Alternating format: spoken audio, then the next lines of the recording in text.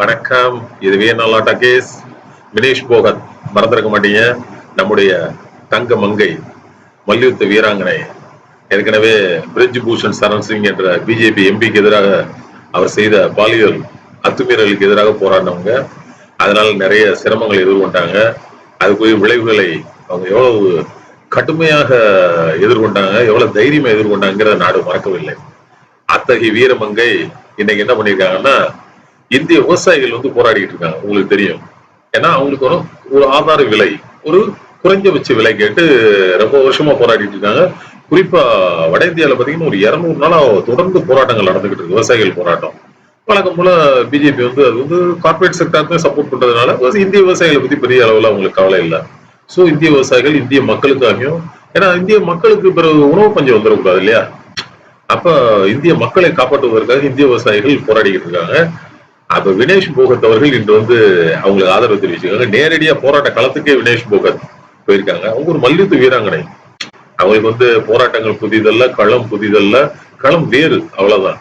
அவங்க போராடி என்ன பண்றாங்கன்னா, விவசாயிகளுக்கு ஆதரவா நான் களத்துல நிற்பேன், விவசாயிகளுக்கு என்னுடைய முழு ஆதரவு உண்டு, என்னால என்ன முடியுமோ உங்களுக்கு விவசாயிகளுக்கு நான் கண்டிப்பா செய்வேன் அப்படின்னு சொல்லி ரொம்ப தைரியமா ஒரு இஷ்யூ பேஸ்டா அட்ரஸ் பண்றாங்க. ஒரு ப்ராப்ளத்தை, அதனுடைய இஷ்யூ, அதனுடைய தன்மை என்ன, அந்த பிரச்சனை வீரியத்துக்கு ஏற்ற மாதிரி அவங்க ரியாக்ட் பண்றாங்க. அதுக்கான ஆதரவு வெளிப்படையா தெரிவிக்கிறாங்க. ஏற்கனவே நீங்க பாத்தீங்க, பாலியல் அத்துமீறல்கள் நம்மளுடைய ஒலிம்பிக் கமிட்டி பிஜேபி சேர்ந்த நபர்களால பாலியல் அத்துமீறல்கள் செய்தப்ப அதை கடுமையா வெளிக்கொண்டாங்க, தைரியமா சொன்னாங்க.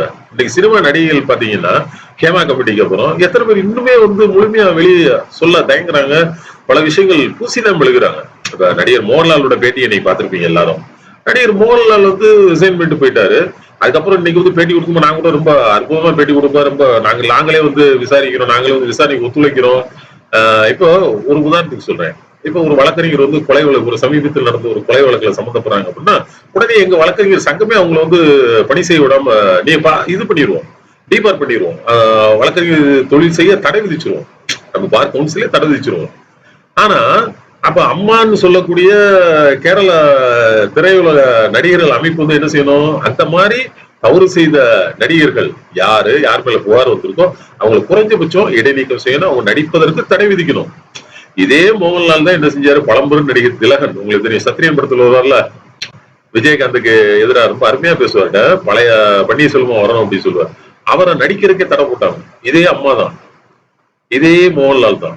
அவர் கடைசி வரைக்கும் நடிக்க விடலாம். டிவி சீரியல் போனார், அங்கேயும் நடிக்க விடல, அங்கும் தடை போட்டாங்க. சோ அந்த அளவுக்கு தனக்கு ஒத்து வரவில்லை, தனக்கு பணியவில்லை என்றால் அவர்களை இடைநீக்கம் செய்ய முடிந்த, பணி நீக்கம் செய்ய முடிந்த மலையாள நடிகர் சங்கத்தை வழிநடத்திய திரு மோகன்லால் இன்னைக்கு அவர் பேட்டி பாத்தீங்கன்னா வளவளா குளவளான்னு ஒரே வெண்டைக்காய முழுகின மாதிரி இருக்கு. எந்த கிளாரிட்டியுமே இல்லை. நான் கேரளால தான் இருக்கேன், நான் எங்கேயும் போல ஓடி ஒளியல அப்படிங்கிறாரு. நீ கேரளால இருங்க, அமெரிக்கால இருங்க, எங்க வேணாலும் இருங்க, இஷ்யூ பேஸ்டா அட்ரஸ் பண்ணுங்க. இன்னைக்கு வினேஷ் போகத் பேசுறாங்க, இந்திய விவசாயிகள், இந்திய மக்கள் பக்கம் நிக்கிறேன், அவங்களுக்கு என்ன நன்மை நடக்கணுமோ நடக்கணும், இந்திய மக்கள் பக்கம் தான் நிக்கிறேன்னு அவங்க சொல்றாங்க. அவங்க ஒரு செலிபிரிட்டி, உலகம் பூரா தெரியும். இன்னைக்கு இப்ப மோகன்லால கேரளால தெரியும், இல்ல ஒன்று ரெண்டு தென் மாவட்டங்கள், ஒரு தென் மாநிலங்கள்ல தெரியும். வினேஷ் போகத் உலகம் பூரா தெரியும். அவங்க அந்த பாப்புலாரிட்டி பத்தி அந்த செருக்குடையில அவங்க இல்ல. ரொம்ப எளிமையா விவசாயிகளோட உட்காந்து அவங்களோட மகா மாதிரி, அவங்களோட பிள்ளை மாதிரி உட்காந்து அவங்களோட உரையாடுறாங்க. அவங்களோட போராட்ட காலத்துல அவங்களோட உண்ணாவிரத பந்தல்ல போய் கலந்துக்கிறாங்க. சோ அது பெருந்தன்மை, அது போராட்ட குணம். அத நடிகர்கள் யாரு செய்ய, எல்லாரும் நாடாளுற ஆசை இருக்கு. இங்க தமிழ்நாட்டுல கூட ஒரு நடிகர், சமயத்து நடிகர் விஜய் கட்சி ஆரம்பிச்சாரு. இதுவரைக்கும் இந்த பாலியல் அத்துமீறல்களை பத்தி நம்ம தமிழ் நடிகைகள் சொல்லக்கூடிய விஷயங்களை பத்தி எதாவது அட்ரஸ் பண்றாங்களா? அட்ரஸ் பண்ணியிருக்காரா? அரசியலுக்கு வர்றதுக்கு முன்னாடி அவர் எந்த விஷயமும் அட்ரஸ் பண்ணல, அது வேற விஷயம். எந்த விஷயத்தையும் பத்தி பேசல, எதுவும் செய்யல. ஆனா அரசியலுக்கு வந்துட்டீங்கல்ல, இப்ப பேசுங்க. இந்திய விவசாயிகள் இப்ப போராடிட்டு இருக்காங்க, இந்திய விவசாயத்தை காப்பாத்துறாங்க, இந்திய மக்களுக்காக போராடிட்டு இருக்காங்க. அதை பத்தி நடிகர் விஜய் கருத்து என்ன?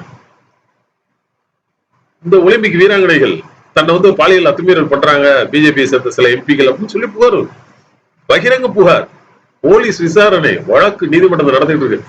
அதை பத்தி நடிகர் விஜயோட கருத்து என்ன?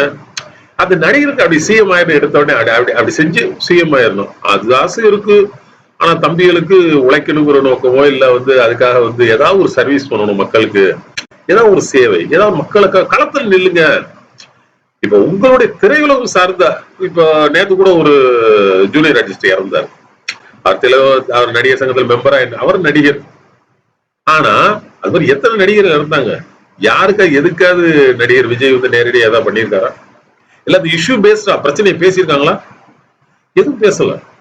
உங்க நடிகர் சங்கத்தில் நடக்கூடிய இந்த பாலியல் அத்துமீறலுக்காவது ஏதாவது நடிகர் விஜய் இதுவரைக்கும் கருத்து வீசிக்காரா? நடிகர் விஜய் எங்க இருக்காரு கூட இப்ப தெரியல. நடிகர் விஜய், அஜித், ரஜினி, கமல் யாருமே வாய் திறக்கல. ஆனா ரஜினி, கமல், அஜித் வந்து அரசியல் ஆரம்பிக்கல, அரசியலுக்கு வரல. அதனாலதான் நடிகர் விஜய் இன் பர்டிகுலரா சொல்லுவோம், வரணும்ல, பேசணும்ல. எதையுமே பேசாம நான் வந்து ஸ்ட்ரிக்டா முதலமைச்சர், இந்த ஒரு காதல் படத்துல ஒரு சீன் வந்து நடிச்ச ஹீரோ தான் சார் அப்படிங்கிற மாதிரி. சோ நடிகர்கள் நாடாளும் ஆசை வந்து விட்டால் தயவு செய்து இந்த மாதிரி இஷ்யூ வினேஷ் போகத்தை முன்மாதிரியாக கொள்ளுங்கள். நடிகர் விஜய் அவர்களே, வினேஷ் போகத் என்ன செய்யறாங்கன்னு பாருங்க. அவங்க இன்டர்நேஷனல் செலிபிரிட்டி, நீங்க ஒரு ஸ்டேட் செலிபிரிட்டி, நீங்க ஒரு மாநில அளவில் தெரிந்தவர். வினேஷ் போகத் உலகம் புறம் தெரியப்பட்டவர். அவர் எந்த ஒரு கர்வம் இல்லாம, பந்தாவும் இல்லாம, அப்படி பிளாக் கேட்ஸ் எல்லாம் இல்லாம, அந்த இதெல்லாம் எந்த ஒரு பாதுகாப்பும் இல்லாம தன்னந்தனியா வர்றாங்க, வந்து விவசாயிகளா போராட்டத்துல கலந்துக்கிறாங்க. அந்த எளிமையை தயவு செய்து நடிகர் விஜய் அவர்கள் கற்றுக்கொள்ள வேண்டும். இஷ்யூ பேஸ்டா பிரச்சனையை அட்ரஸ் பண்ணணும். அரசியலுக்கு வந்துட்டீங்கன்னா இஷ்யூ பேஸ்டா எந்த பிரச்சனைக்கு என்னுடைய கருத்து இது அப்படி சொல்லுங்க முதல்ல. அதுக்கப்புறம் கருத்துக்கு அப்புறம் அந்த கருத்தின் பால் நில்லுங்கள். நின்று அதுக்கான களத்துல போய் நில்லுங்க, செயல்படுங்க. உங்களுடைய வெற்றி தானா தேடி வரும்.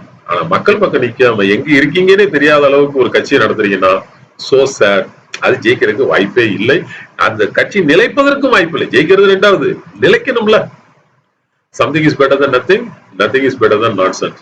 சோ வினேஷ் போகத் அவர்களுக்கு நமது மனமார்ந்த வாழ்த்துக்கள். அவருடைய சேவை இந்த நாட்டுக்கு தேவை.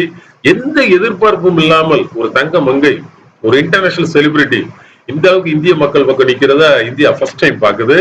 அவருக்கு வியன்னா லாட்டா கேஸின் சல்யூட்ஸ். அடுத்த காணொலி விரைவில் சந்திப்போம். நன்றி, வணக்கம்.